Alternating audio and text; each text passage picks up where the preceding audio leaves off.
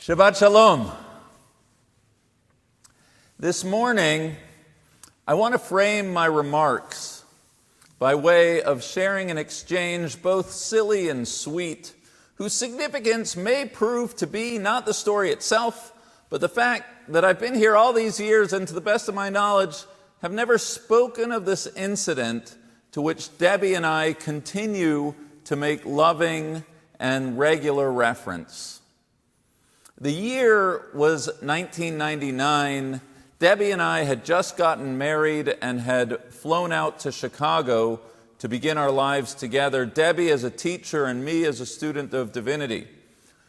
We didn't own a car, and instead of buying one, I had my brother's hand-me-down car shipped to us. In fact, we scheduled that the car be delivered to O'Hare on the same day that our flight was due to arrive, the idea being that I could drive it home from the airport.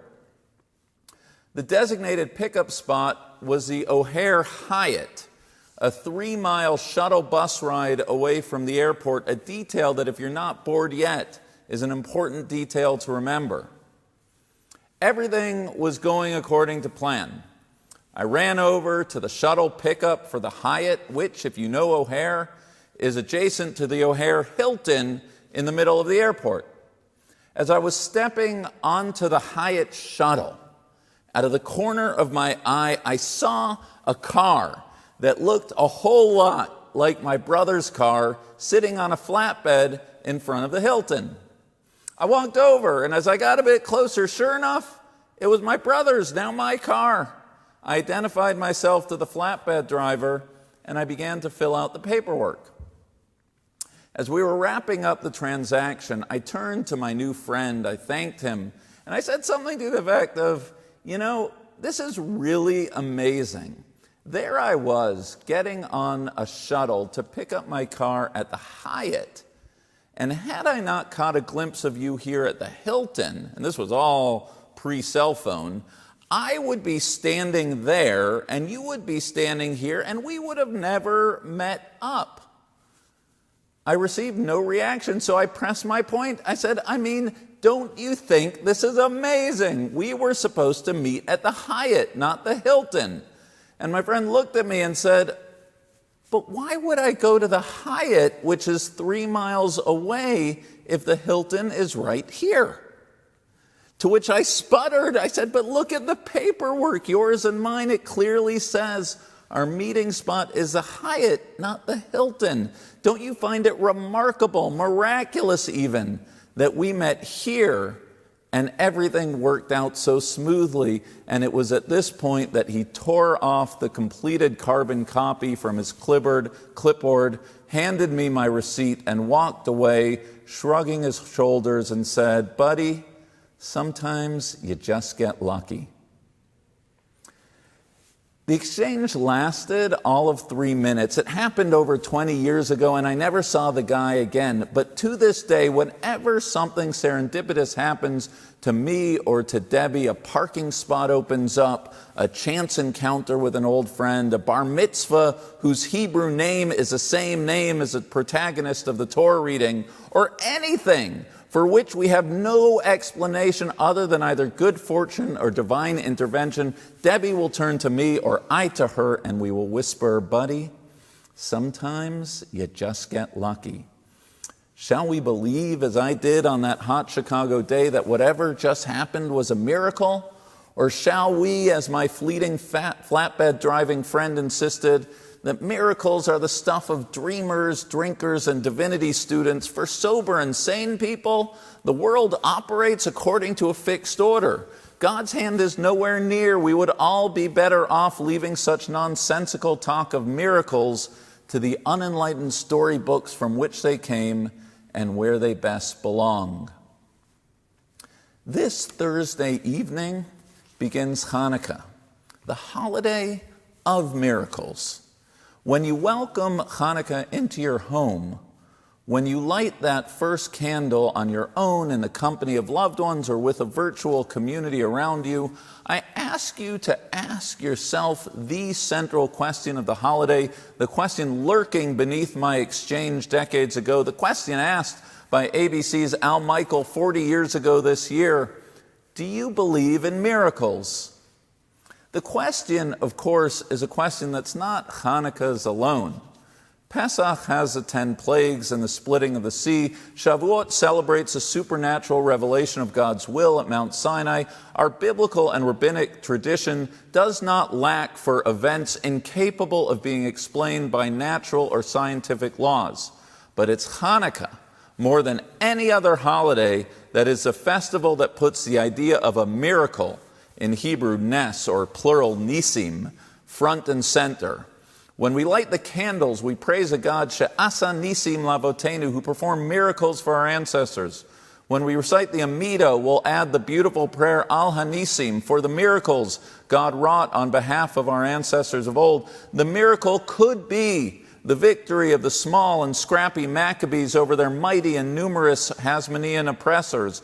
The miracle could be the Maccabees' willingness to maintain their faith in the face of assimilationist pressures arrayed against them. The miracle could be, as is stated in the Talmud, the cruse of oil which contained only enough oil for one day but lasted a full 8.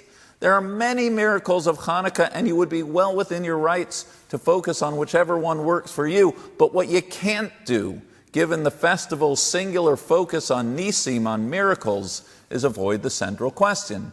Do you or do you not believe in miracles? Before you weigh in, and certainly before you dismiss those Jews whose views differ from you, you should know that there are some fairly prominent Jewish thinkers who fall on both sides of the debate. As I taught in my Melton class this past week, the 13th century commentator, mystic, and legal scholar Rabbi Moses ben Nachmanides argued that belief in miracles is the underpinning of the entire Torah, and that the person who denies such a belief has no portion in it. The whole point of a life of faith, Nachmanides reasons, is to believe in a God who at any point can upend the laws of nature. There are miracles that are open, there are miracles that are hidden, but God's hand is everywhere. Everything is from God. And be it the splitting of the sea, the cruse of oil that lasted beyond what anyone believed, or the clean biopsy report, it's all proof positive of God's presence in this world. Interesting as Nachmanides' position on miracles may be, what makes his view really interesting is that no less than a century earlier, a scholar no less than Rabbi Moses ben Maimonides argued exactly the opposite. In biting language, Maimonides explains how the common masses are mistakenly inclined to attribute everything as miraculous. It is the simple-minded who enjoy nothing more than shunning reason and the natural order. Maimonides held fast to the belief of Ha'olam kamin hago noheg. The world runs according to its natural order. Furthermore, as I learned from Rabbi Gordon Tucker this past week, we do Maimonides a great disservice if we believe that his rejection of miracles reflects merely a certain stick-in-the-mud rationalism. For Maimonides, moral agency itself is contingent on a belief in a causal, predictable, and determined order to the universe. To put it simply, if I believe that nature can be upended at any time by way of the divine impulse, then why be moral at all? Actions have consequences. We have to take responsibility for our choices. Ethics matter. And miracles, well, they're the fly in that theological ointment. While Maimonides did have to contend with certain inexplicable passages like the splitting of the sea, a life of reason, a life of ethics, a life of faith means, for Maimonides, rejecting miracles. The debate between Nachmanides and Maimonides is well established in our tradition. It's the double helix, the DNA of our people. We have our naturalists, our rationalists, our Maimonides and Mordechai Kaplans, whose worldviews insist that everything falls within the natural order. We also have our mystics, those who see miracles in nature, people like our forefather Jacob, who go to sleep and wake up sensing God's presence in every person and every place. For every prophet and saint, so too we have our fair share of this worldly, flatbed driving rationalists. Speaking personally, I have a very hard time believing in miracles. My difficulty stems not from some complex philosophical argument. My difficulty in truth is more pastoral than theological. I've sat beside too many deathbeds, heard too many prayers of the righteous go unanswered, and seen too many souls taken before their time. After all, the flip side, the underbelly of a belief in miracles, is a haunting question of why God would deliver miracles to some but not others, giving one a clean biopsy report but not the other. And while the starting point and constant of my faith is that God is and will always be beyond my comprehension, I know what I know. And I know historically, personally, and presently that there are far too many people suffering in this world, far too many people in desperate need for miracles, for me to believe in a God who would provide deliverance to some but withhold it from others. In that sense, I'm a little Maimonidean in that I still need to contend with the splitting of the sea, but otherwise, ha'olam kamin hago noheg. The world runs according to its natural order. And yet, 20 plus years and a whole lot of funerals later, I can also share that my faith is fairly unchanged from that of that newly married, newly minted rabbinical student standing that day at O'Hare.